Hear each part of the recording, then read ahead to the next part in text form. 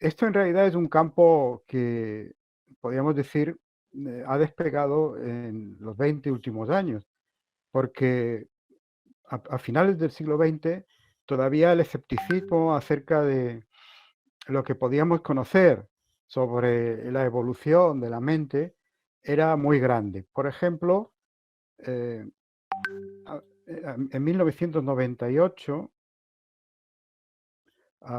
el paleontólogo Richard Lewontin escribía lo siguiente: si nuestro propósito en este capítulo fuera decir qué sabemos sobre la evolución de la cognición humana, podríamos terminarlo al final de esta frase. No sabemos esencialmente nada de la evolución de nuestras capacidades cognitivas y hay una posibilidad grande de que nunca sepamos mucho sobre ello. Así que, como ven, pues un gran paleontólogo como Le Bontin desconfiaba bastante de que pudiéramos llegar a saber algo sustancial sobre la evolución de la mente. Sin embargo, en estos 20 últimos años hemos visto enormes progresos en algunas disciplinas que están permitiendo cubrir ese hueco enorme que veía Lewontin, ¿no? Particularmente la psicología comparada, los estudios sobre cognición animal han sido verdaderamente sorprendentes y nos han permitido conocer características psicológicas en los animales que pensábamos que eran exclusivas de los seres humanos. Luego veremos algunas. También los primatólogos han hecho avances muy significativos. Yo les recomiendo a mis alumnos en filosofía que lean a los primatólogos para derribar algunos mitos que todavía se repiten en algunas clases de antropología y de filosofía. La paleoantropología también ha hecho progresos, la etología cognitiva, las neurociencias, la psicología evolucionista, la lingüística y la ecología del comportamiento, por citar solo las disciplinas que más suenan en este campo, pero podrían añadirse algunas otras, a buen seguro, a esta lista. Eh, Preguntarse por el origen de la inteligencia es un tema arduo y que está generando enormes debates, ¿no? Incluso se habla de inteligencia en las bacterias y hasta en las plantas.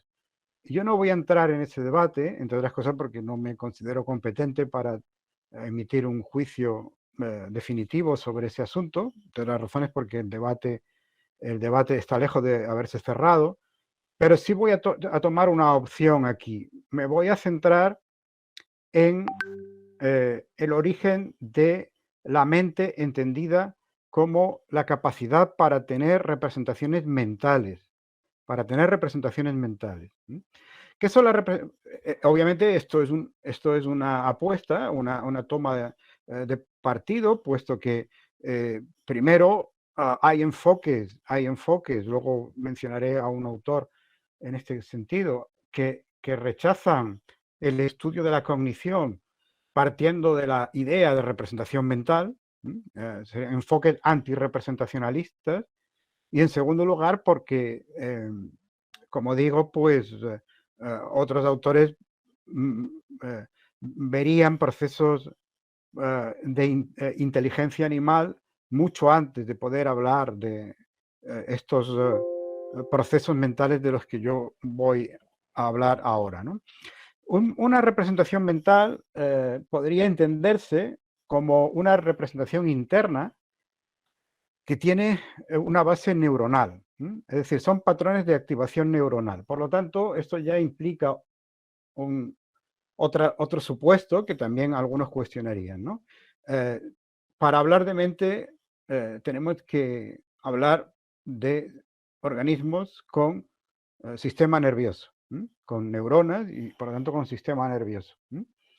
Eh, Cualquier organismo tiene estados internos, tiene estados internos. Una bacteria tiene estados internos que reflejan que están por determinados estados externos. Por ejemplo, son reacciones bioquímicas, metabólicas, al hecho de que en el exterior hay mayor concentración de nutrientes o mayor concentración de tóxicos, de sustancias tóxicas.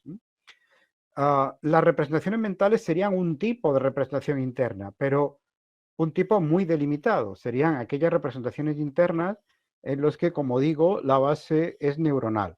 Esto no prejuzga, esto no prejuzga que pueda hablarse alguna vez, si no ahora incluso, de representaciones mentales en máquinas. Si tenemos máquinas lo suficientemente inteligentes y lo suficientemente complejas, podrían tener estados internos análogos a los estados mentales. En este caso, el soporte no sería neuronal, sino que serían probablemente chips de silicio o lo que se... en fin, el sucesor de los chips de silicio en el futuro, si es que se descubren modos de hacer circuitos electrónicos mucho más sofisticados con otro material. Tampoco hay que presuponer que toda activación neuronal, que todo patrón neuronal es una representación mental. Por ejemplo, un acto reflejo no es una representación mental. Para que podamos hablar de representación mental es importante que éstas tengan contenido semántico. Un contenido semántico, un contenido referencial a un estado objetivo de la realidad.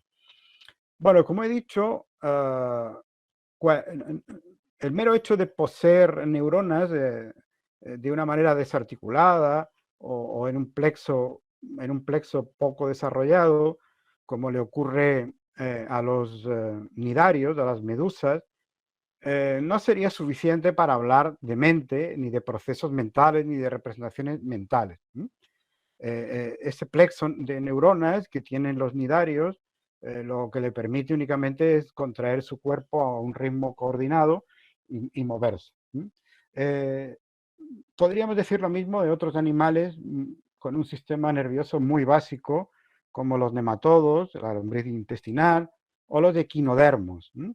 Este tipo de sistemas nerviosos, por llamarle de alguna manera, son todavía demasiado elementales como para poder hablar ahí de representaciones mentales, porque su función, como digo, se limita a la coordinación del movimiento y en este sentido podemos decir que su función es análoga a la de los actos reflejos en el sistema nervioso de un ser humano.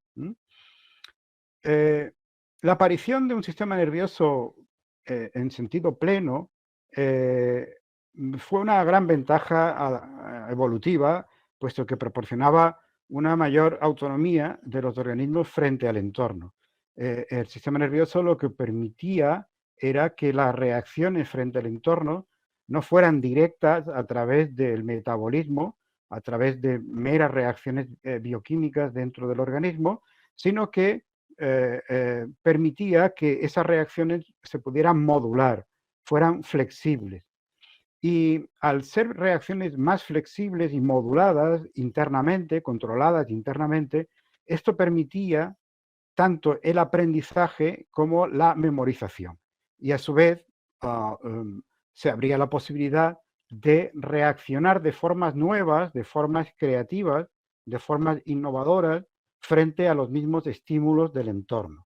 Y esa es la principal ventaja adaptativa, según la mayoría de los autores, del sistema nervioso central.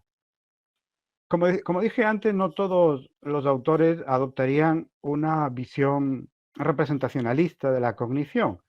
El antirrepresentacionalismo, por ejemplo, tiene defensores importantes dentro de la filosofía de la mente, como Maturana y Varela, por ejemplo. El enfoque en activo de Maturana y Varela es antirrepresentacionalista, pero también en el campo de la inteligencia artificial, pues ha habido autores que han pensado que se podía dar cuenta de una forma adecuada del comportamiento de los robots inteligentes sin acudir a la idea de representación mental. Por ejemplo, Rodney Brooks fue uno de los críticos del representacionalismo. Él desarrolló robots que se movían libremente por el laboratorio y iban buscando una fuente de alimentación, un enchufe para conectarse, y evitaban los obstáculos y aprendían a hacerlo de una forma bastante eficiente.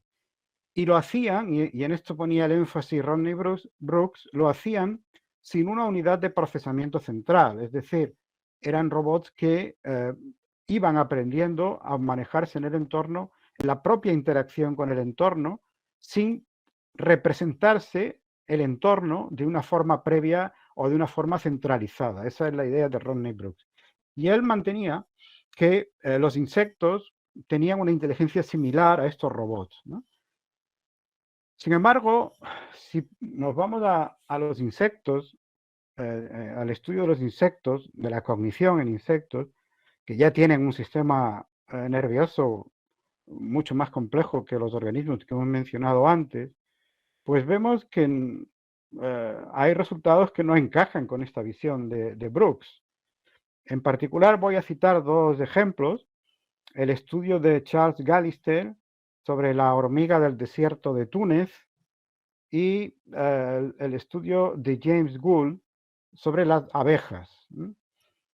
En el caso de la hormiga del desierto tunecino, lo que encontró Gallister, y fue un resultado verdaderamente sorprendente, que todavía se cita en los libros sobre cognición animal, porque es un clásico, es el hecho de que esta hormiga, al amanecer, sale de su hormiguero en el desierto, rodeado de dunas, donde no hay referencias visuales más que las propias dunas y el sol, y sale del hormiguero moviéndose en zigzag, de una forma aleatoria,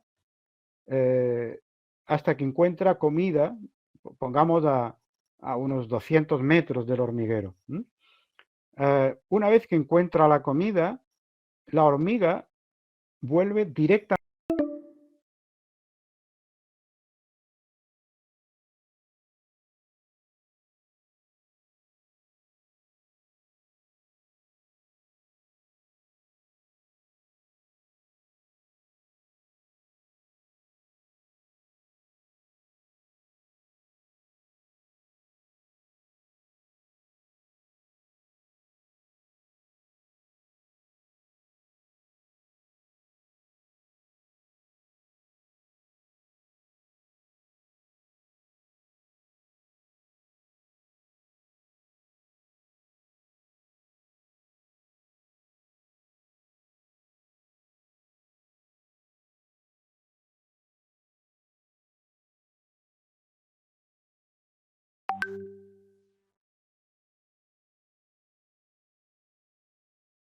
Dar los pasos, de llevar un registro. Cuando hablamos de contar, obviamente no es de forma consciente como lo hacemos los seres humanos, ¿no?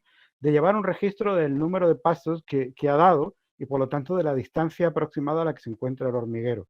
De hecho, en experimentos que se han hecho con ellas, se les ha alargado las patas con pequeños zancos y entonces se pasaba de la distancia del hormiguero, porque los pasos que daba era más largo, de manera que había una especie de cálculo de a cuántos pasos se encontraba del hormiguero una vez que había encontrado la comida. Por lo tanto, aquí hay una apelación a mapas mentales y un mapa mental es una representación mental. En el caso de las abejas, que estudió muy bien John Gould, hay un experimento que a mí me parece particularmente elegante y significativo, ¿no? Acostumbraron a las abejas de una colmena a obtener comida en el punto A. Todas las mañanas abrían la colmena y las abejas, que ya habían aprendido dónde estaba la comida, volaban directamente al punto A, que no era visible directamente desde la colmena porque había una zona boscosa que ocultaba el punto donde estaba la comida. Cuando ya habían aprendido a hacer esto, durante la noche trasladaron la colmena al punto B. Al abrirla por la mañana, la mayoría de las abejas volaron directamente desde B hasta A. No salieron en la dirección que habrían salido si el hormiguero hubiera quedado en su sitio, sino que volaron directamente al punto A. ¿Cómo explicar esto? Pues de nuevo Gould apela a la idea de un mapa mental. Las abejas tienen un mapa mental del entorno en el que están y por eso pueden hacer esto. Es verdad que todo esto es polémico porque habría explicaciones más, yo no diría más parsimoniosas, porque creo que no lo son, pero sí explicaciones alternativas en las que no hubiera que recurrir a esta idea de mapas mentales, pero donde, digamos, hay un acuerdo mucho mayor, es que en el caso de las aves y de los mamíferos, ¿no? En el caso de las aves, es muy interesante, son muy interesantes los estudios que hicieron Lucía Regolín y Giorgio Ballortigara en los años 80 sobre pollitos. En estos experimentos, pues mostraron que los pollitos tenían la capacidad para formar representaciones mentales de un objeto y que estas representaciones mentales duraban un cierto tiempo después de la desaparición del objeto. Eso se denomina constancia del objeto y era para ellos al menos, una prueba de que efectivamente este fenómeno existía en las aves, ¿no? Eh, Como vamos a ver ahora en uno de los experimentos, además los pollitos conseguían reconocer objetos aunque estuvieran parcialmente ocultos, y eso es algo que incluso algunos bebés no consiguen. Y por lo tanto, aquí podíamos hablar sin duda de representación mental. En uno de los experimentos, el que está en la izquierda de la imagen, bueno, ellos generaron una impronta del pollito con una pelota de color, o pongamos de color rojo, no recuerdo ahora exactamente, ¿no? Es decir, cuando el pollito nace, lo primero que ve es la pelota de color rojo y entonces la identifica con la madre, ¿no? Y por tanto sigue a los lados donde va. Pusieron al pollito en ese dispositivo con dos pantallas, la pelota estaba oculta en una de las pantallas e hicieron que el pollito viera cómo salía de esa pantalla y se ocultaba detrás de la otra. Cuando soltaban al pollito, este iba inmediatamente detrás de la segunda pantalla.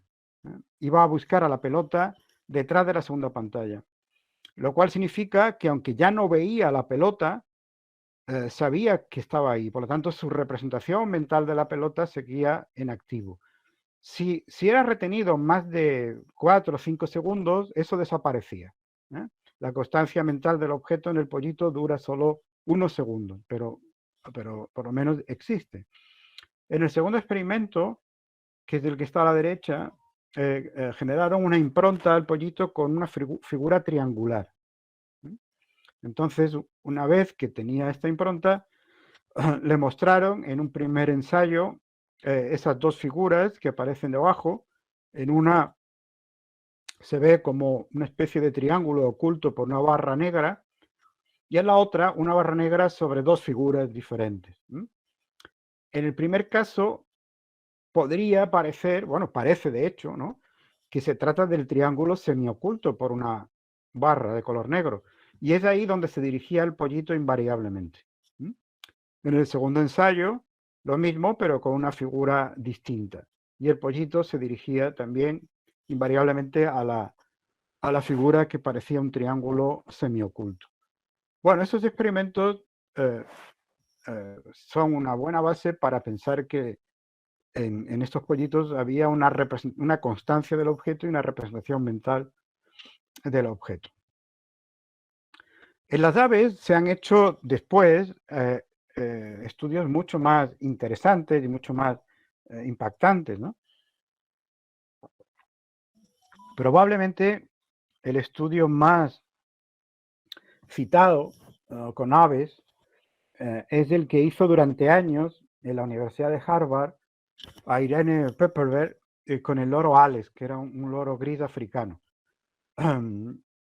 Alex podía identificar, eso se puede ver en vídeos que hay en YouTube. Yo les animo a que vean estos vídeos. Hay que tener cuidado porque han puesto ahí también otros vídeos que no tienen nada que ver con Alex, pero si se ve a Alex junto con Irene Pepperberg, el vídeo es auténtico, ¿no? Y en esos vídeos se puede ver cómo Alex podía identificar el color, la forma y el material de medio centenar de objetos.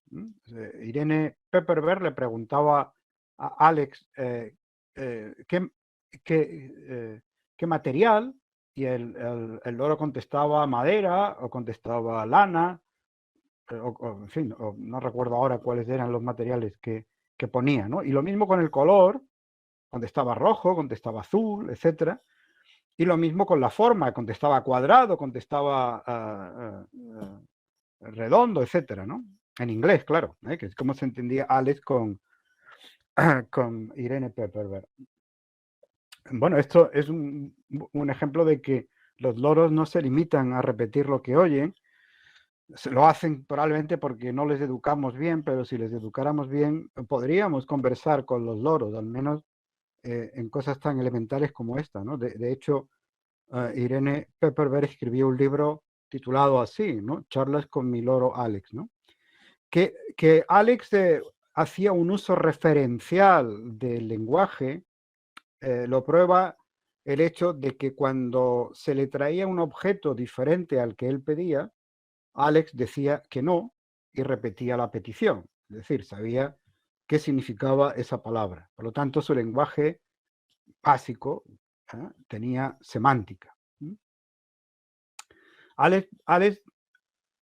además tenía algo de sintaxis, y esto es muy importante porque hay quien niega que los animales puedan manejar la sintaxis, ¿no? Aunque sea de una forma elemental. Alex, por ejemplo, combinaba palabras y formaba frases como querer maíz o querer uva, one corn, one grape.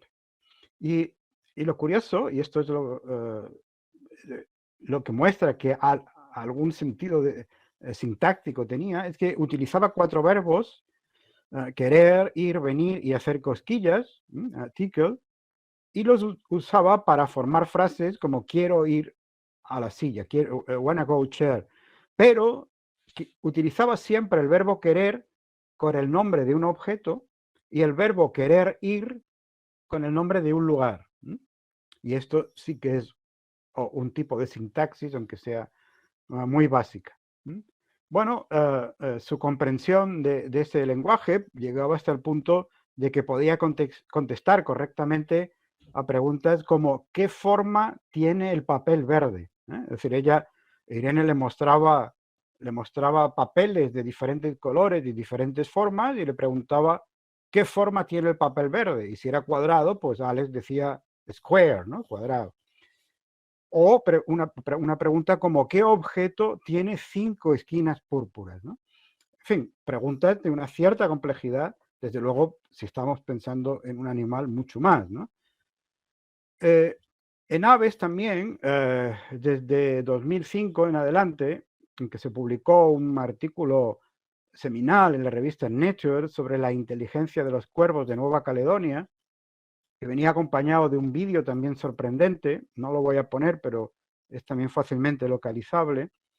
Se sabe que los cuervos y algunos animales dentro de ese grupo de los córvidos tienen la capacidad para fabricar y utilizar instrumentos. Esto es algo que en principio solo se le atribuye a los primates, pero hoy día ya se sabe que los cuervos lo pueden hacer. Y en ese vídeo, por ejemplo, se ve a ese cuervo fabricándose un gancho con un alambre para alcanzar un cubilete con comida. En el caso de los grandes simios, de los primates, esto está documentado desde hace tiempo, el uso de herramientas, tanto en estado salvaje como en libertad, perdón, como en cautividad.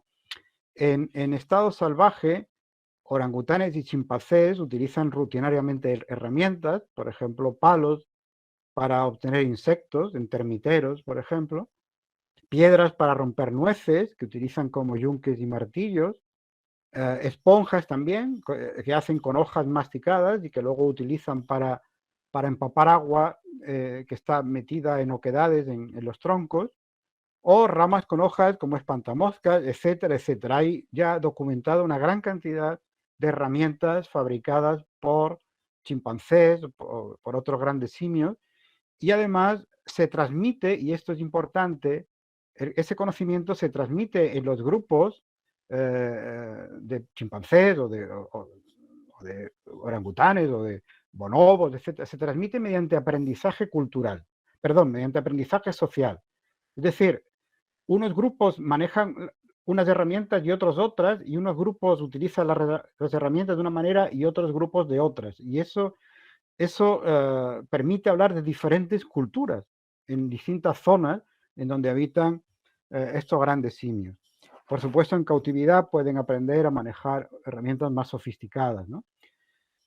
Se ha documentado, por ejemplo, cómo un chimpancé, una hembra en concreto, pues cazaba gálagos, que son esos primates nocturnos que viven durante el día, están metidos en oquedades de los árboles, con un punzón. Utilizaba una rama con un punzón, a modo de punzón, ¿no? Ya se había documentado también la caza de una ardilla por una chimpancé hembra también en Tanzania. Es decir, que eh, utilizan estas herramientas también como elemento de caza. ¿eh? Eh, Tienen comprensión de la relación entre causa y efecto, pues los estudios de los primatólogos indican que una cierta comprensión sí que hay.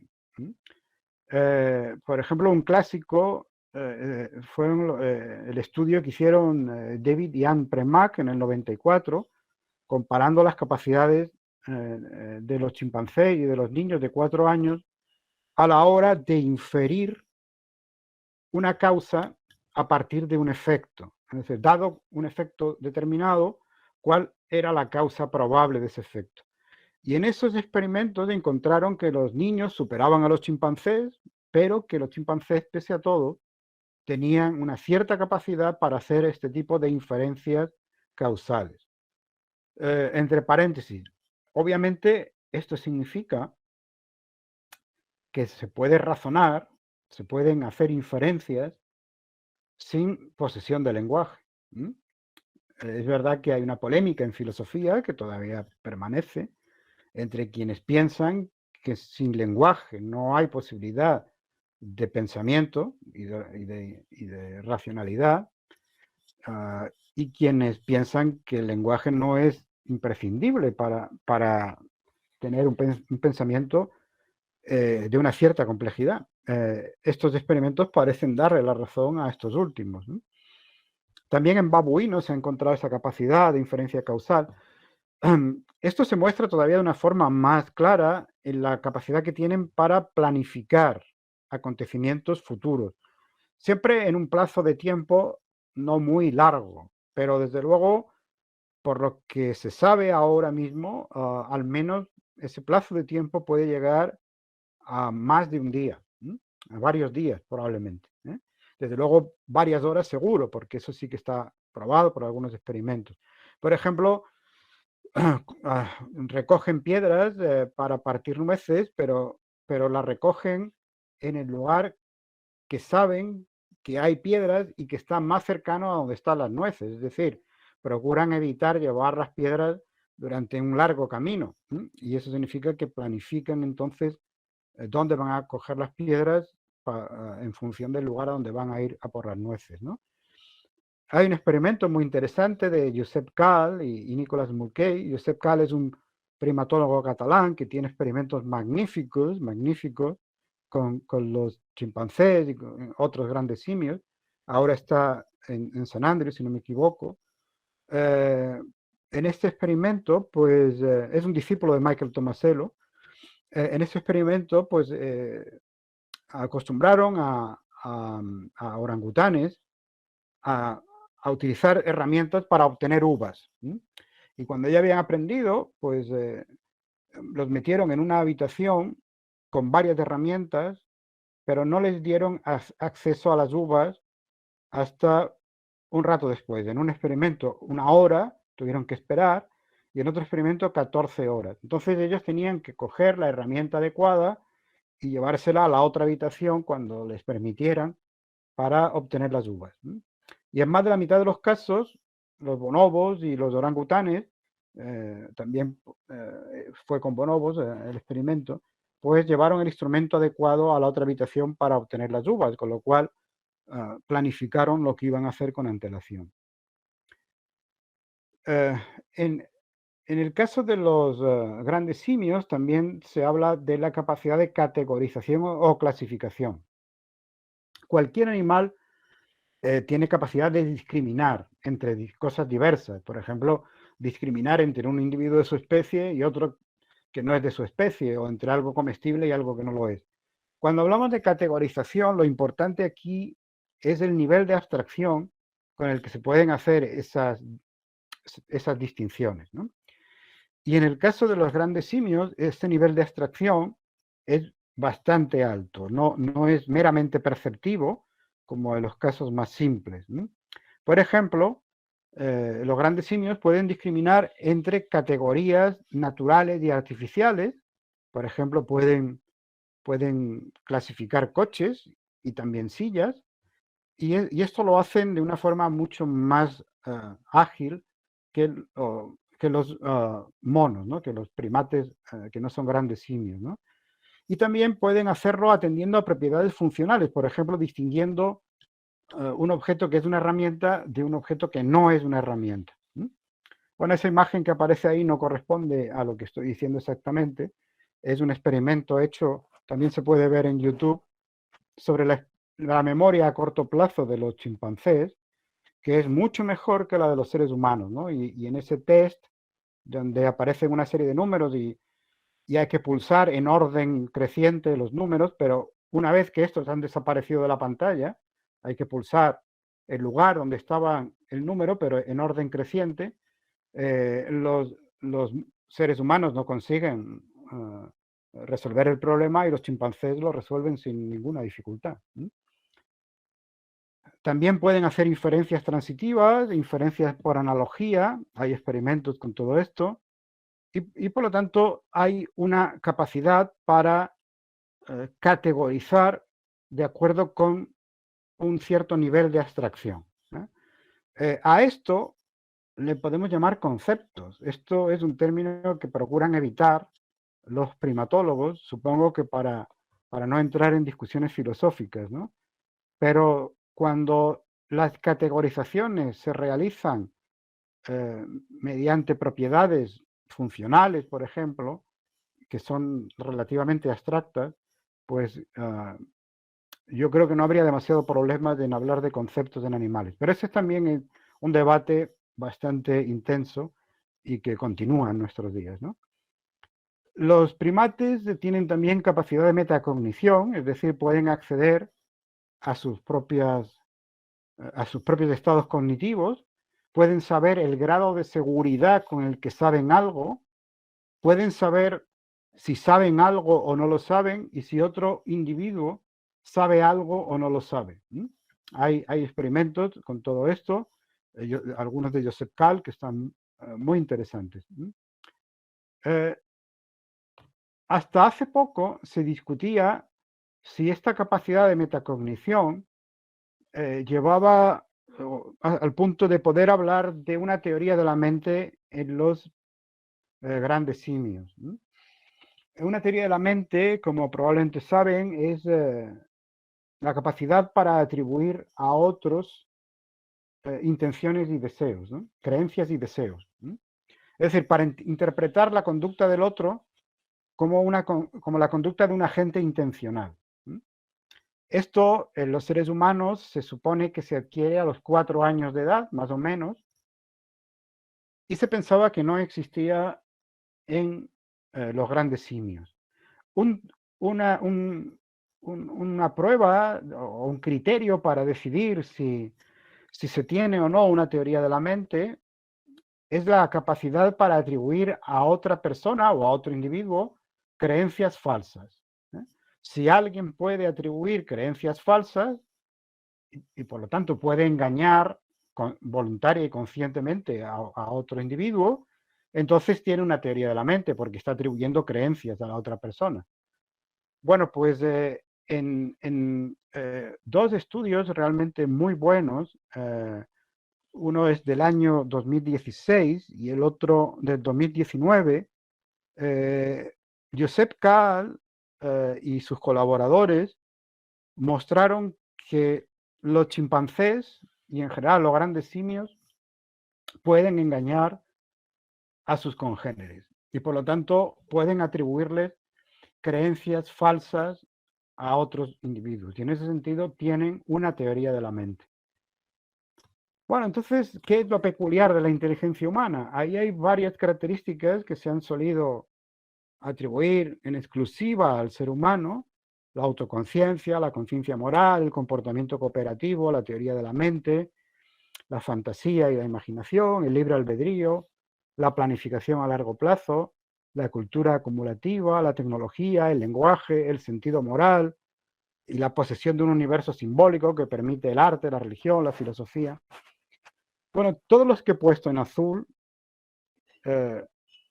se han encontrado ya en animales, fundamentalmente en grandes simios, pero incluso en otros animales, en un grado mucho menor que en el ser humano, pero se han encontrado, lo cual significa que no son exclusivos del ser humano, ¿no? Por lo tanto, si uno quiere aferrarse a cosas que solo el ser humano tiene frente a otros animales, le queda no mucho, ¿no? La conciencia moral, la planificación a largo plazo hablamos de años, y la cultura acumulativa, la tecnología y el mundo simbólico, ¿no? Bueno, y esto da pie para una visión gradualista, creo yo, pese a esas diferencias de la mente humana con respecto a la mente animal.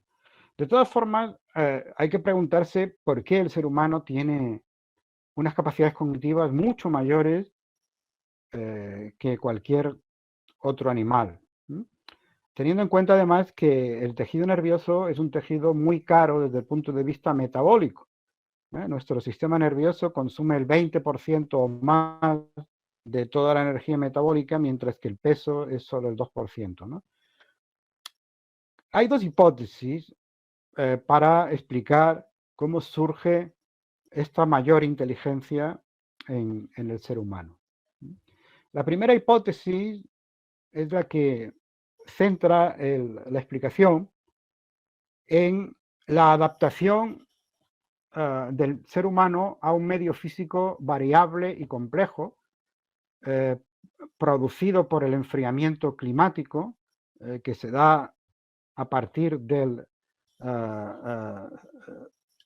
Cenozoico y sobre todo con las glaciaciones del Pleistoceno, pero fundamentalmente comienza ya en el Cenozoico, hace unos 65 millones de años, en que el clima terrestre empezó a enfriarse y desapareció buena parte de la selva húmeda y se extendió la sabana. Esto implicaba que con más frío y menos lluvia, pues había más escasez de alimentos y había que localizarlos de una forma más compleja porque exigía un mayor dominio del territorio, el dominio de un territorio más extenso, y sobre todo eran alimentos que estaban sometidos ya a los avatares de la estacionalidad, no como en la selva húmeda, donde, bueno, pues prácticamente en cualquier época del año se puede encontrar frutos, ¿no? En cambio, había que saber en qué época del año estaban los frutos maduros en un lugar o en otro. Por lo tanto, según esta hipótesis, fue un deterioro climático, en este caso un enfriamiento, el que incentivó a que el cerebro humano se volviera cada vez más complejo para dominar estos desafíos frente al clima, ¿no? Hay algunas ideas que se han añadido a esta hipótesis. Por ejemplo,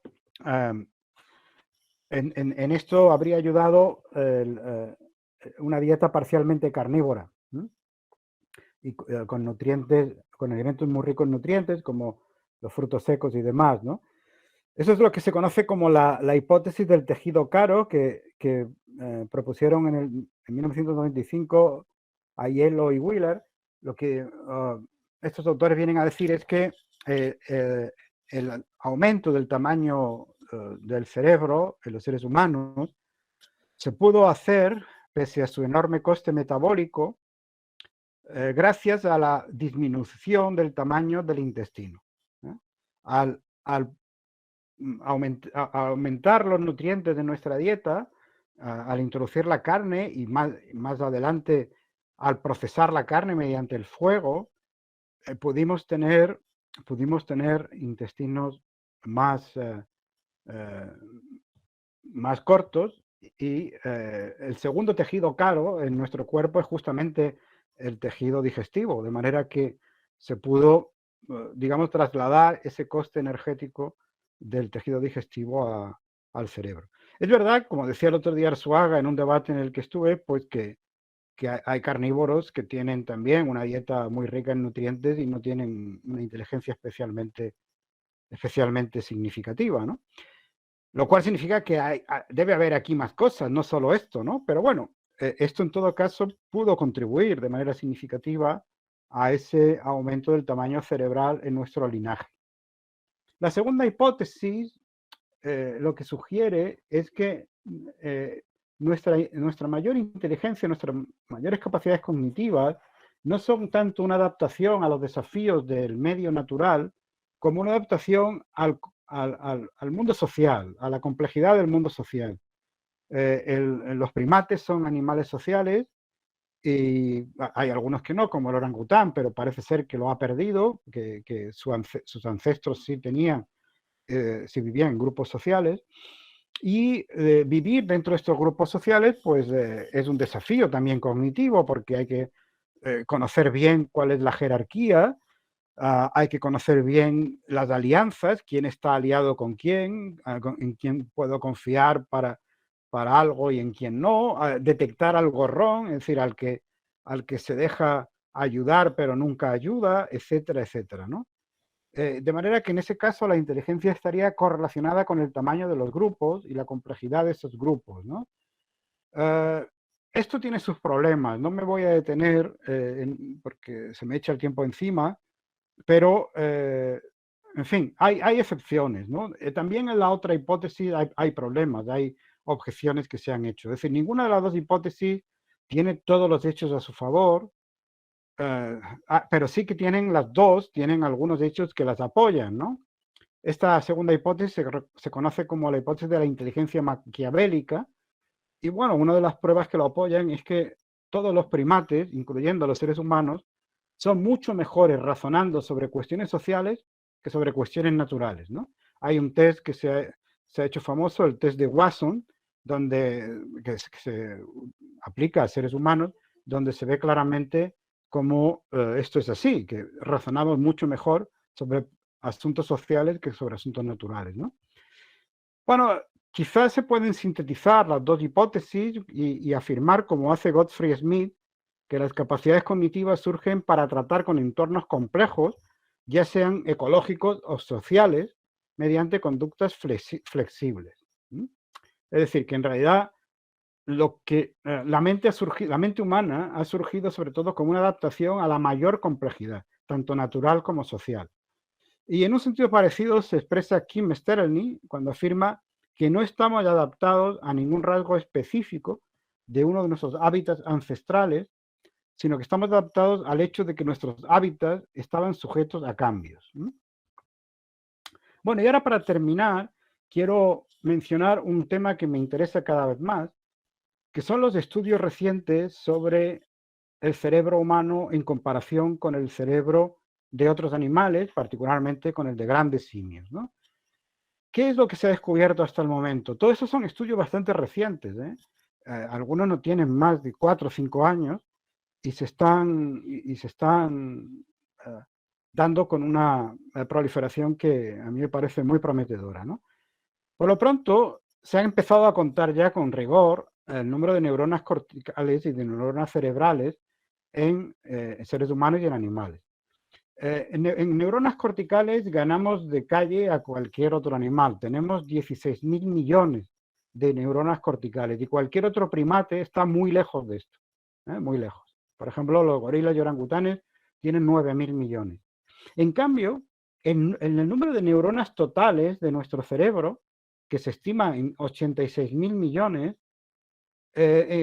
al parecer no somos nada especial. Es decir, tenemos el número total de neuronas que le corresponde a un primate con el cerebro de nuestro tamaño, con el cerebro del tamaño del nuestro. Es decir, que cualquier otro gran simio, cualquier otro primate que desarrollara un cerebro de ese tamaño, con independencia de su inteligencia, tendría más o menos ese número de neuronas. Hay que tener en cuenta que la mayor parte de ellas están en el cerebelo. Luego, pues se sabe también que la conducción del impulso nervioso es mucho más veloz en el ser humano debido al grosor de la capa de mielina que envuelve a las neuronas, ¿no? Me voy a saltar algunas cosas. Con respecto a diferencias de tipo neurológico, pues se ha descubierto también, por ejemplo, un cierto tipo de neuronas, las células fusiformes o células von Economo, que están también en otros grandes simios, pero en el caso de los seres humanos doblan la cantidad de cualquier otro primate. Y estas neuronas que están en el corte cingulado anterior, pues parece que tienen un papel significativo en la conciencia social, en la empatía, en el autocontrol y en la toma de decisiones rápidas. De manera que, de alguna forma, parecen estar relacionadas con el hecho de que somos animales sociales y, por lo tanto, esto vendría a apoyar un poco la idea, la hipótesis de que la inteligencia, la gran inteligencia de seres humanos surge sobre todo frente a estos retos sociales, ¿no? El otro día, hace muy poco, me enteré de este hallazgo de un científico argentino con quien compartí también el debate junto con Arzuaga, Rodrigo Kian Quiroga, que en 2005 descubrió lo que se ha dado en llamar las neuronas Jennifer Aniston, porque la primera que descubrió se activaba únicamente ante imágenes de esa actriz, de Jennifer Aniston, en diferentes lugares, en diferentes poses, incluso se activaba cuando se pronunciaba su nombre o se leía su nombre. Y no se activaba con ninguna otra actriz, con ningún otro personaje famoso, solo con la imagen de esta actriz, ¿no? Luego, Kian Quiroga descubrió otras neuronas que se activaban con otros personajes, con otros actores, ¿no? Y lo interesante de esto es que, bueno, él, por lo que se sabe hasta ahora, mantiene que no existen más que en seres humanos, y que serían la base neuronal de los conceptos, ¿no? Porque estas neuronas se activan no ante características concretas de esos personajes, sino ante la abstracción del personaje, podríamos decir. Y lo mismo con lugares, etcétera. Es decir, que independientemente de la variación que se introduzca en la foto, esa neurona se activa con esa persona en concreto, o con un lugar, etcétera, ¿no? Y además realizan asociaciones. Por ejemplo, si se muestran imágenes de Jennifer Aniston con la Torre Eiffel, pues al final, después de varias de estas imágenes, la neurona puede activarse también con una imagen solo de la Torre Eiffel, ¿no? Y para Kian Quiroga, pues esto es la base de la memoria, del carácter selectivo de la memoria. Y él tiene un libro titulado justamente Borges y la memoria, porque se basa en el cuento de Borges, Funes el Memorioso, para explicar todo esto. Es una idea interesante, yo no la conocía. Lo que sí se sabe también es el enorme papel que tienen los genes, en la expresión de ciertos genes en el cerebro humano, genes que se expresan en el cerebro humano de forma distinta o exclusiva, normalmente de forma más masiva, ¿no?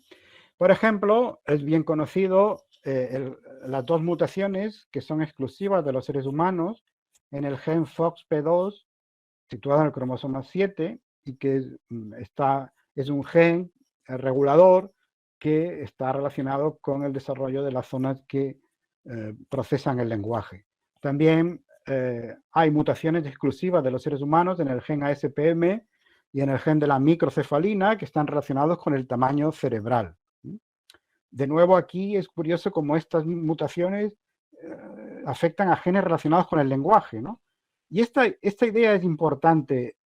La diferencia más relevante desde el punto de vista genético entre el cerebro humano y el cerebro de los grandes simios no está en qué genes hay, sino en la expresión de esos genes.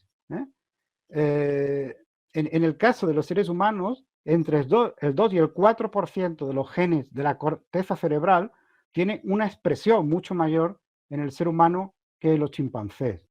Y por ejemplo, y con esto ya termino, hay un análisis reciente que ha localizado 15 genes específicamente humanos, genes que se expresan en el cerebro y que son específicamente humanos, y 35 genes que tienen ortólogos en otros primates, es decir, que están también en otros primates, pero tienen una expresión mucho mayor en el cerebro humano. Esto está en sus comienzos, como he dicho, y yo creo que aquí hay una línea de investigación muy prometedora que nos permitirá conocer detalles del funcionamiento de nuestro cerebro que explicarán cada vez mejor cuáles son las peculiaridades de la inteligencia humana y el modo en que ésta evolucionó y los retos a los que pudo ser una adaptación. Bueno, y eso es todo por mi parte y estoy abierto a sus preguntas y comentarios. Muchas gracias.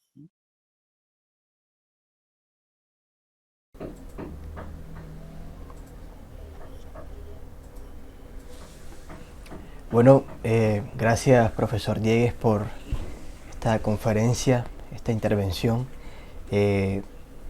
Voy a dar paso a las preguntas. Aquellos que quisieran hacer preguntas pueden levantar la mano, yo puedo activar su audio o pueden escribirlas en el chat y yo amablemente las leo. Voy a empezar aprovechando que hay una pregunta de Leandro Sequeiros aquí en el chat, profesor Diegues, y dice: en el caso del uso de herramientas, el problema es la intencionalidad. Pregunta: ¿qué circuitos mentales hacen que se manejen herramientas? Esa es la pregunta, profesor.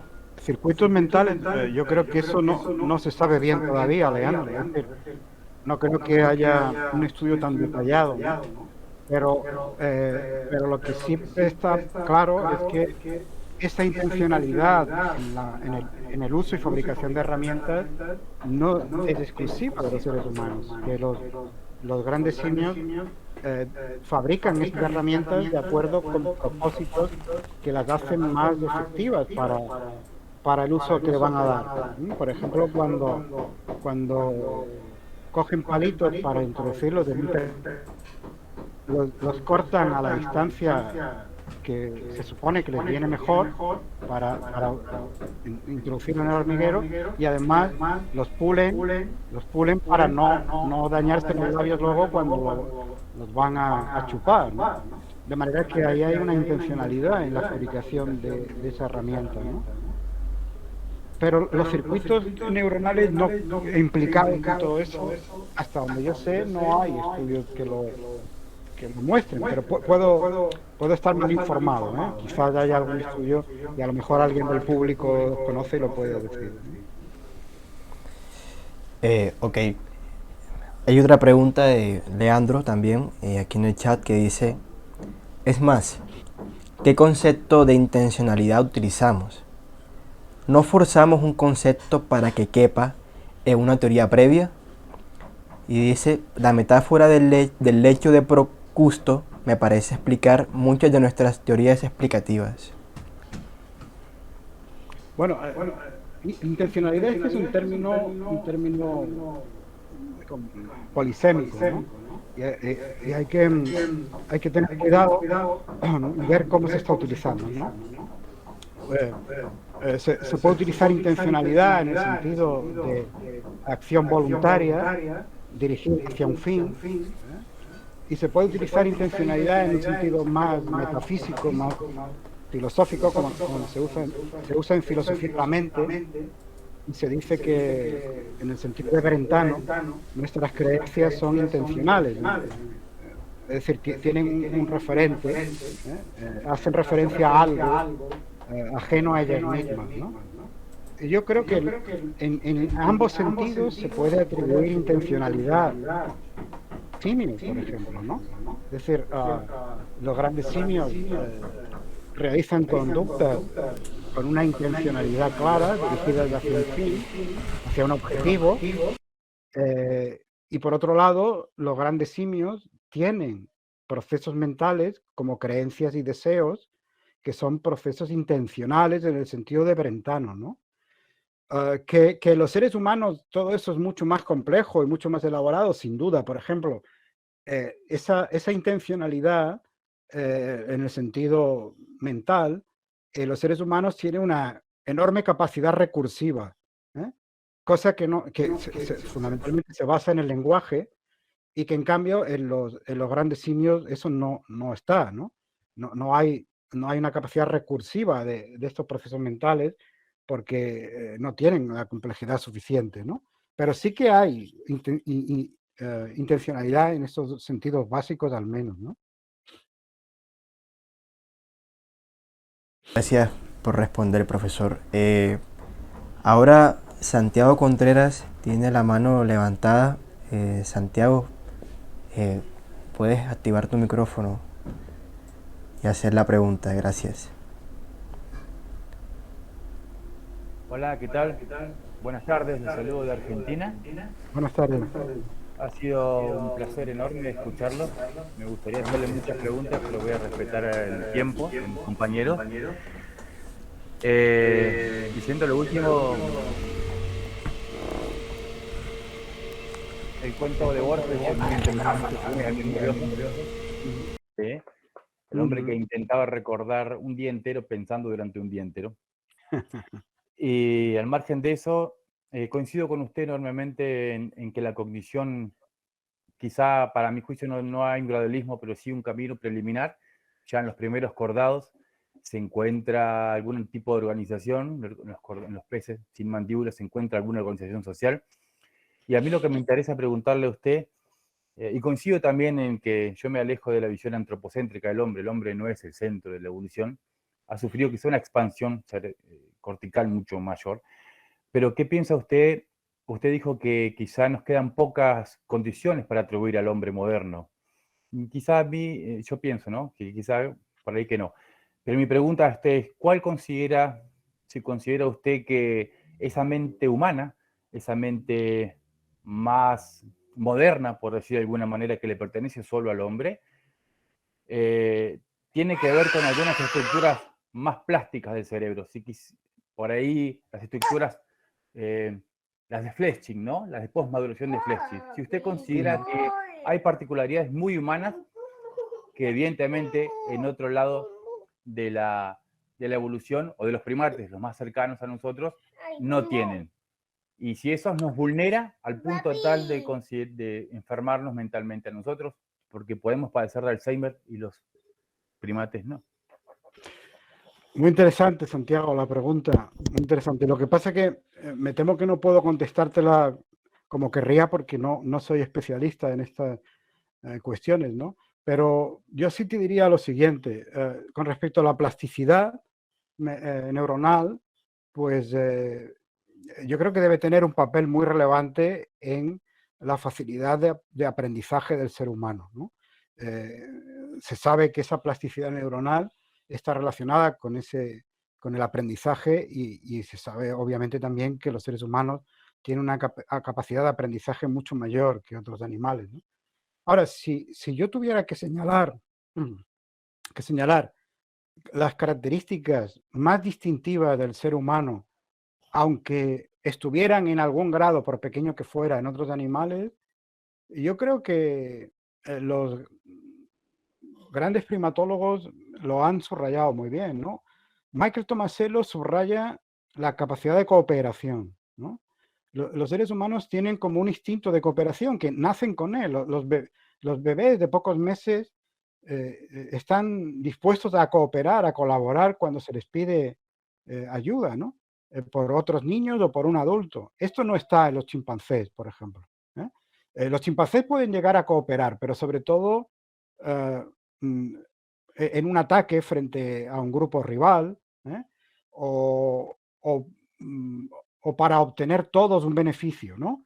Pero lo que rara vez se da es que un chimpancé coopere con otro para que el otro se beneficie solamente. Y eso, sin embargo, en los seres humanos se da de forma casi instintiva. Y por otro lado, es evidente también que el lenguaje marca una diferencia enorme, enorme. Es verdad que el bonobo Kanzi pudo manejar 250 lexigramas, es verdad que el loro Alex tenía un lenguaje básico con semántica, etcétera, pero el manejo de un lenguaje complejo con una sintaxis compleja por parte del ser humano que permite una versatilidad expresiva enorme, es lo que fundamenta la posesión de otra tercera diferencia radical, que es la cultura acumulativa, ¿no? Hemos hablado antes de que los chimpancés se les atribuye cultura porque hay aprendizaje social, pero esa cultura no es acumulativa. Sobre lo que han aprendido no edifican nuevos conocimientos y por eso no desarrollan una tecnología sofisticada. En cambio, el ser humano sí tiene esa cultura acumulativa, ¿no? Yo creo que ahí estarían las tres diferencias más importantes, ¿no? En todo lo demás, yo creo que encontramos autoconciencia hay en los animales, sentimientos morales hay en los animales, no hay quizás una moralidad en el sentido de responsabilidad, de la asunción de responsabilidad moral, la capacidad de reflexión moral. Pero como ha mostrado Franz de Waal, sí que hay una acción mediante sentimientos morales y presión moral del grupo, que son dos piezas básicas de la moralidad también en el ser humano, ¿no? De manera que por lo menos una cierta base moral hay ahí, ¿no? El, el filósofo Mark Rowland, el autor del Filósofo y el Lobo, distingue entre pacientes morales, agentes morales y sujetos morales, ¿no? Entonces, un paciente moral, pues es sencillamente una entidad, un organismo que tiene derechos, aunque no puede tener ninguna acción de tipo moral. Pongamos, por ejemplo, un bebé recién nacido, ¿no? Es un paciente moral. Un agente moral es alguien que tiene capacidad de reflexión moral y por lo tanto se siente moralmente responsable de sus acciones. Y eso solo lo hace el ser humano. Pero Mark Rowland señala esta tercera categoría de sujeto moral, que serían aquellos organismos que pueden actuar movidos por sentimientos morales, aunque no tengan capacidad de reflexión moral, ¿no? Y él cree que bastantes animales encajarían ahí, ¿no? Yo creo que esa distinción es acertada. No sé si con eso contesto, Santiago.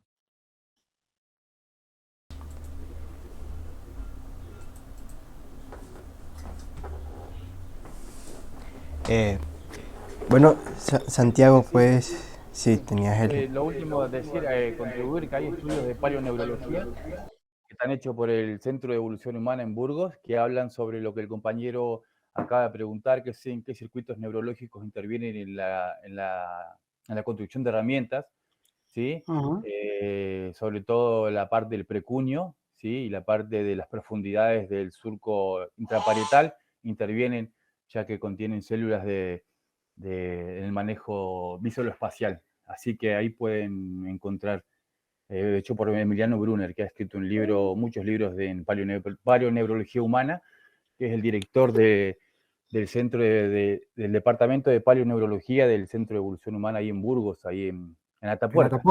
En Atapuerca. Es Pues maravilloso. mira, te agradezco mucho la referencia. Emiliano Brunner, ¿no? Emiliano Brunner, sí, es un primatólogo romano, que hoy en día es el director de ese departamento, y se estudia muchísimo la cognición humana, sobre todo hay un libro nuevo que sacaron en Planeta, la doctora Torres, Homus Imperfectus, que habla de la posibilidad de la aparición de la conciencia en el Neandertal, ¿sí? Y en fin, sí, para Pues quien quiera. muchas gracias, muchas gracias. Me viene Bueno, muy bien. gracias a usted y gracias por los compañeros.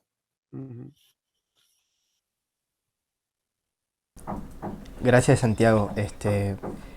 Bueno, Mauricio Ulloa Fernández tiene también la mano levantada. Mauricio, ¿puedes activar tu micrófono, por favor? Buenos días, ¿me escuchan bien? Sí. Ok, don Antonio, buenos días, buenas tardes, en Málaga, y a las personas conectadas. Yo, digamos, tengo como ciertas dudas que siempre son como las que surgen. Por ejemplo, cuando se habla de teoría de la mente, me parece que muchas veces como que se mete en un mismo saco cosas que pueden ser muy diversas. Por ejemplo, cómo pensar en una teoría de la mente cuando estoy pensando, por ejemplo, en primates, o cuando lo que tengo en mente son córvidos, o como cuando lo que tengo en mente son cefalópodos. Entonces, ese tipo de especificidades por poblaciones o por especies podría ser significativo, pero también podría, digamos, si se mete todo en un solo saco, pues perderse alguna cuestión específica. Entonces me quedo pensando, digamos, cuál sería la relevancia de hablar en términos tan generales, en primer lugar. En segundo lugar, hay una cuestión, digamos, que me resulta siempre como una piedrilla en el zapato, que tiene que ver, digamos, con una perspectiva muy antropocéntrica.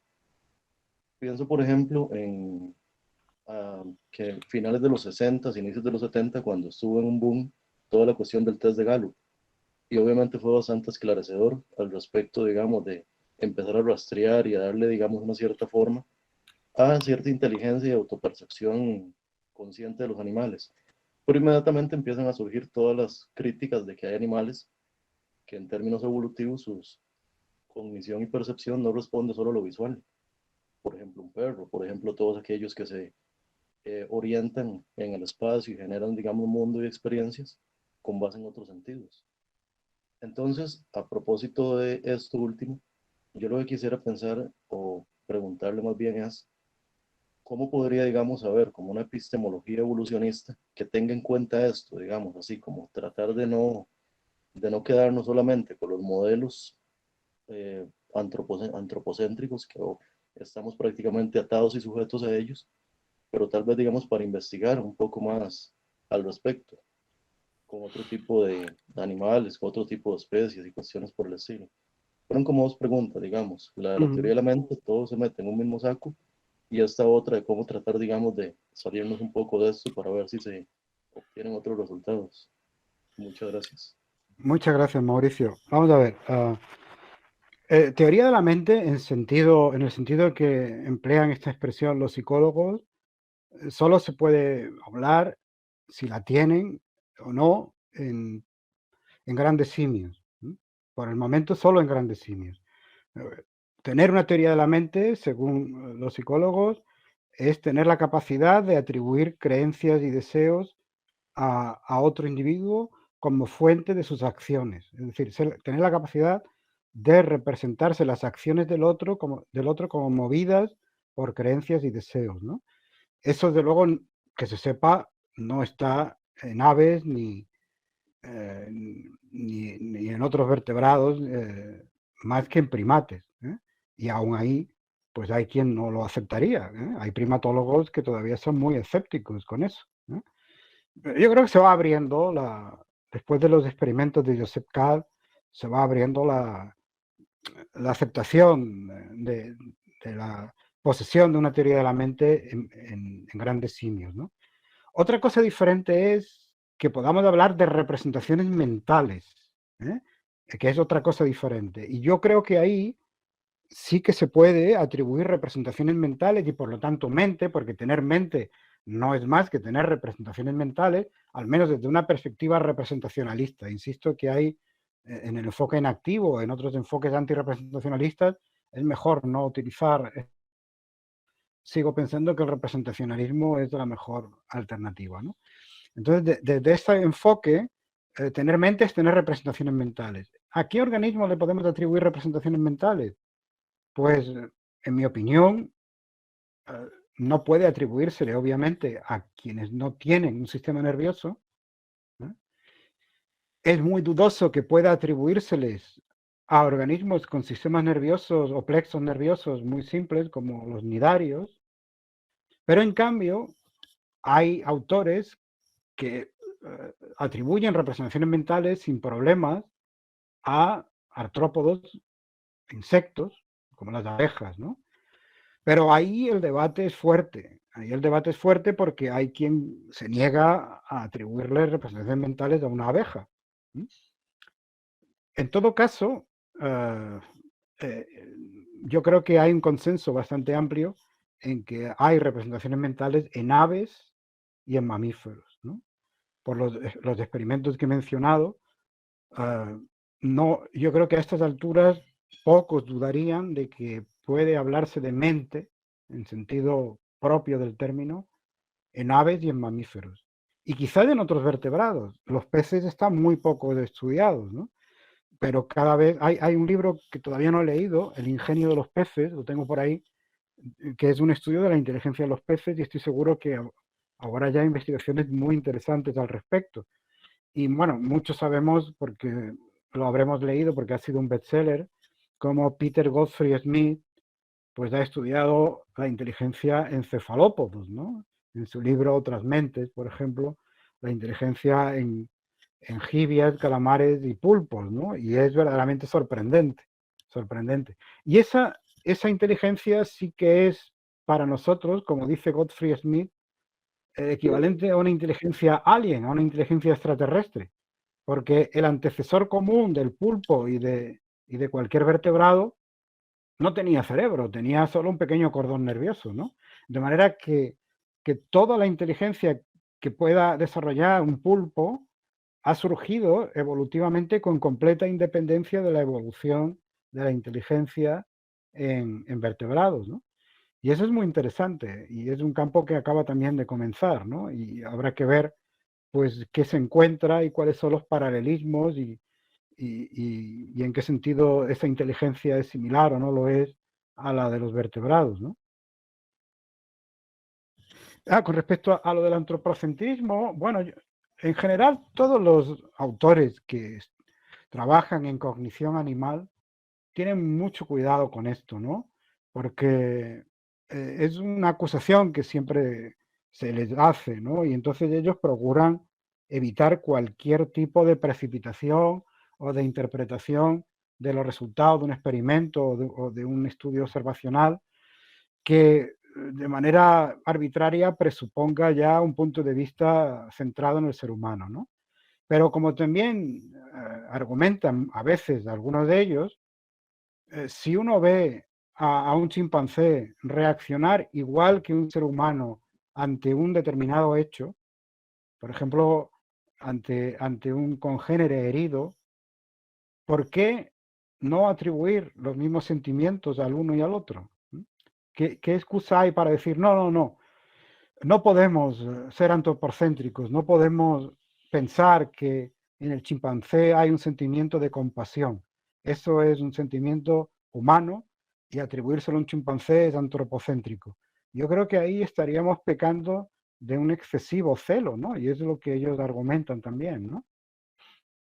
Es decir, que el antropocentrismo es un peligro que hay que evitar, pero que no siempre que se ven paralelismos o en la explicación entre la conducta de un animal y la de un ser humano, se está cayendo en un antropocentrismo censurable, ¿no? Esa sería la idea, quizás, ¿no?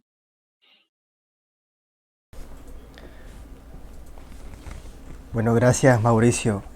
Profesor Diegues, voy a leer una pregunta de Jorge Senior que dice si tiene algo que decir acerca de la inteligencia de los pulpos, cuya ruta evolutiva es muy distante de mamíferos y aves. Esto último es una pregunta. Esa ruta evolutiva es muy distante de mamíferos y aves, y afirma que esa línea de investigación está cogiendo fuerza. Sí, luego son fascinantes esos estudios, ¿no? No solo los de Godfrey Smith, hay otros también ya en marcha y desde hace tiempo. Yo tuve el placer de asistir al seminario de Godfrey Smith, donde él contaba, antes de publicarse el libro, contaba ya, pues, estaba estudiando a los pulpos allí en la bahía de Sydney y en otros lugares de Australia cuando iba en verano y que estaba preparando un libro sobre la cognición en invertebrados, ¿no? son descubrimientos maravillosos, porque claro, para empezar, como explica muy bien Gottfried Smith en su libro, Otras mentes, pues los pulpos no solo tienen un cerebro, ¿no? Hay un cerebro central, pero al comienzo de cada una de las 8 patas hay otro pequeño cerebro que controla el movimiento de esa pata, ¿no? Y el cerebro central casi que coordina los movimientos de las patas, ¿no? ¿Cómo puede percibir el mundo un animal así? No podemos ni siquiera imaginarlo, ¿no? Si ya el artículo de Nagel, de Thomas Nagel, ¿qué es ser como un murciélago? Nagel nos mostraba que era muy difícil saber cómo podía ser el mundo para un animal que se maneja por ecolocalización, pues me imagino que todavía más difícil será averiguar cómo puede ser el mundo para un animal con un cerebro central que controla 8 pequeños cerebros, ¿no? En todo caso, ahí hay quizás elementos para poder hablar de convergencia evolutiva, ¿no? Es decir, podríamos ver, puesto que el origen evolutivo de su cerebro es distinto por completo del de los vertebrados, podríamos ver cuáles son los parecidos y en ese sentido, pues quizás argumentar que esos elementos comunes han sido respuestas iguales a desafíos iguales, ¿no? Lo que pasa es que ese tipo de razonamiento siempre tiene sus riesgos, ¿no? Pero bueno, yo creo que se puede aprender mucho también de eso, ¿no? Habrá que ir viendo, ¿no? Las sorpresas que todo esto nos depara, ¿no? De luego, Gottfried Smith piensa que la inteligencia de un cefalópodo en algunos casos está a la altura de la de un perro, por ejemplo, ¿no?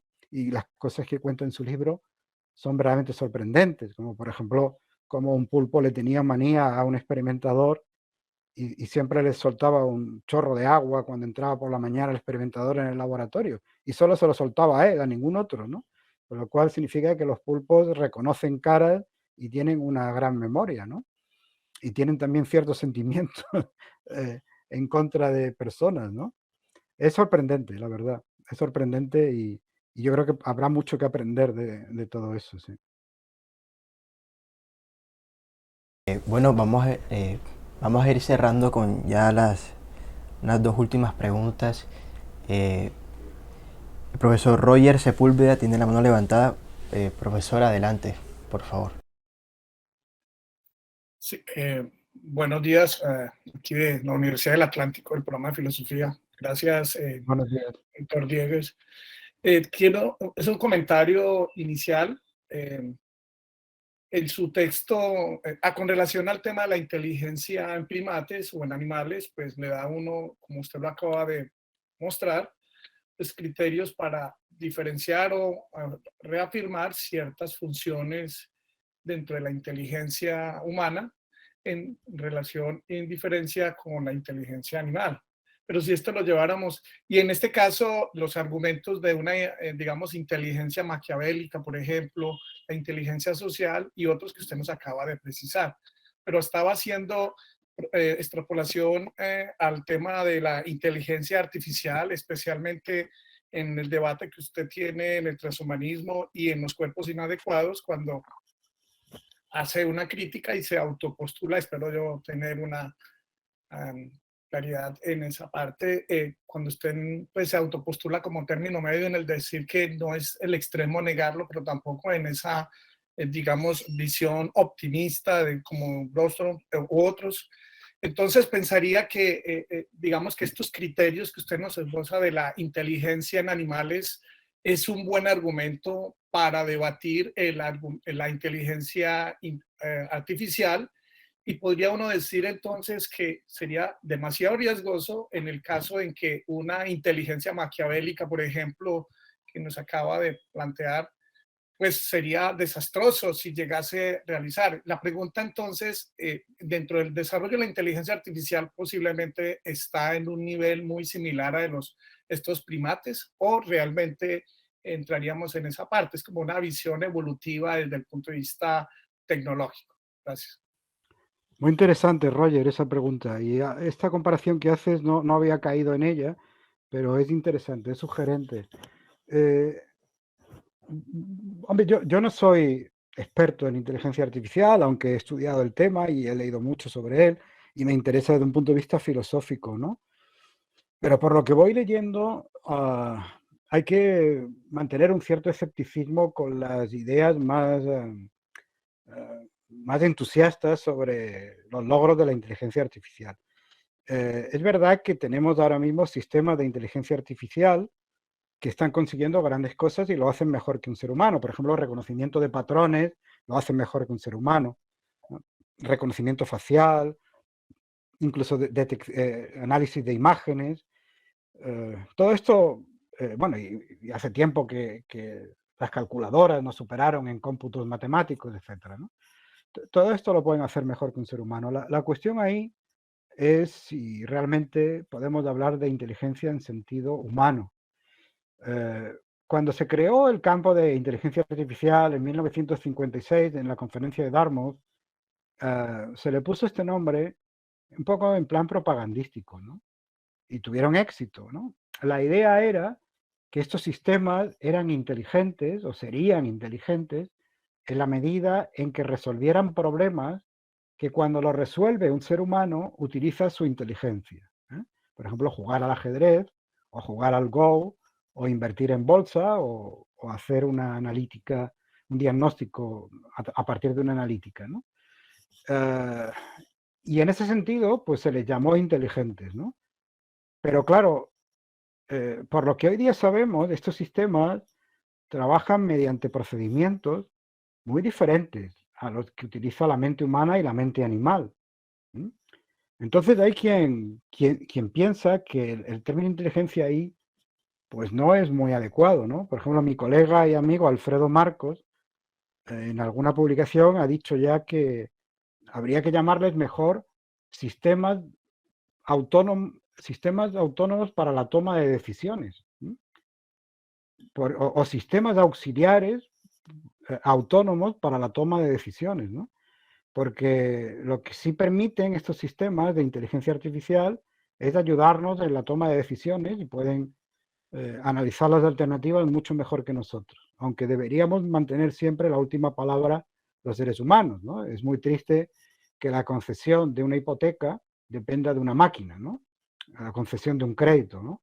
Debería mantener siempre el ser humano la última palabra y no digamos ya los drones inteligentes, autónomos, que toman la decisión por su cuenta de atacar o no objetivos con víctimas humanas, ¿no? Eso, todos los especialistas que yo conozco y los más prestigiosos del mundo, pues han firmado un documento pidiendo su prohibición, pero no se están haciendo, se están fabricando y se están utilizando. En la guerra de Ucrania, por ejemplo, se han utilizado y previamente en Libia se utilizaron también, ¿no? Entonces, la pregunta, en el fondo, es una pregunta filosófica, ¿no? ¿Estos sistemas son realmente inteligentes o lo que hacen es simular la inteligencia y resolver problemas como si fueran inteligentes? Claro, un punto que hay que subrayar ahí es que la simulación de la digestión, por ejemplo, o del metabolismo de un organismo, no es metabolismo, no es digestión. La simulación de la digestión de un filete de ternera no digiere un filete de ternera. Pero, ¿y la simulación de la inteligencia? ¿No será también inteligencia? Puede que ahí haya un elemento distintivo, ¿no? Y que estemos realmente ante máquinas inteligentes, no en un sentido puramente metafórico, sino en un sentido práctico, en el sentido de que realizan tareas inteligentes, ¿no? Bueno, eso por un lado, que eso ya de por sí es un problema arduo, ¿no? Y donde no hay unanimidad, ¿no? Hay quien piensa que mejor retirar la palabra inteligencia de la inteligencia artificial, como por ejemplo Alfredo Marcos, ¿no? Pero no es el único, no es el único. Hay incluso expertos en inteligencia artificial que lo vienen diciendo, ¿no? El padre de Siri, creo, ¿no? Creo que no sé si el de Siri o el de Alexa, ha escrito un libro en francés, La inteligencia artificial no existe. Pero en fin, y luego está el segundo problema, que es el que tiene más que ver con el transhumanismo, y es si alguna vez estas máquinas podrán tener realmente una inteligencia comparable a la humana, una inteligencia general. una inteligencia general, e incluso superarla y tener una superinteligencia general.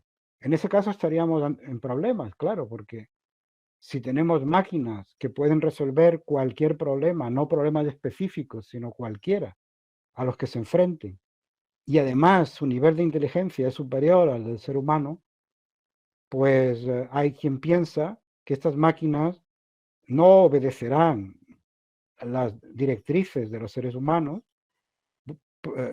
se darán a sí mismas sus propios objetivos y por lo tanto la propia supervivencia del ser humano podría estar en peligro. Esto es lo que se conoce ya en inteligencia artificial como el problema del control, ¿no? Es decir, si alguna vez hubiera máquinas con inteligencia artificial general, con superinteligencia artificial general, podríamos controlarlas y pues los pocos especialistas que han analizado la cuestión, hasta donde yo sé, la mayoría piensa que no podríamos controlarlas, ¿no? Entonces eso sí sería un peligro, ¿no? Pero yo creo que estamos muy lejos de eso, ¿no? Estamos muy lejos. Como decía este neurólogo argentino que mencioné antes en una entrevista, Rodrigo Quiroga, no es que estemos muy lejos de llegar a eso, es que ni siquiera hemos dado el primer paso todavía para llegar a eso. Sí, gracias. Claro, porque ahí con sus tesis yo estoy desarrollando un trabajo sobre el cyborg trabajador. ¿Cómo se dan a partir de esas habilidades que usted y otros autores pues están proponiendo? ¿Cómo se hace inteligencia en el desarrollo de interacción con estos artefactos inteligentes y las nuevas inteligencias alrededor del trabajo que se está cyborgizando yo lo llamo cyborg trabajador y es a partir de estos elementos. Gracias. Es muy interesante, Roger, muy interesante. Cuando publiques algo me lo envías, te lo agradecería. Gracias, claro que sí.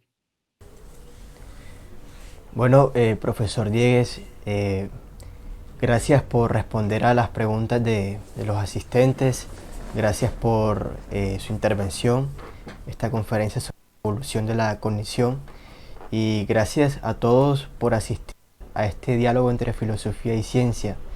De verdad estamos muy agradecidos porque siempre nos tienen en cuenta. Y profesor Diegues, nuevamente muchas gracias y damos por terminado este nuevo diálogo entre filosofía y ciencia.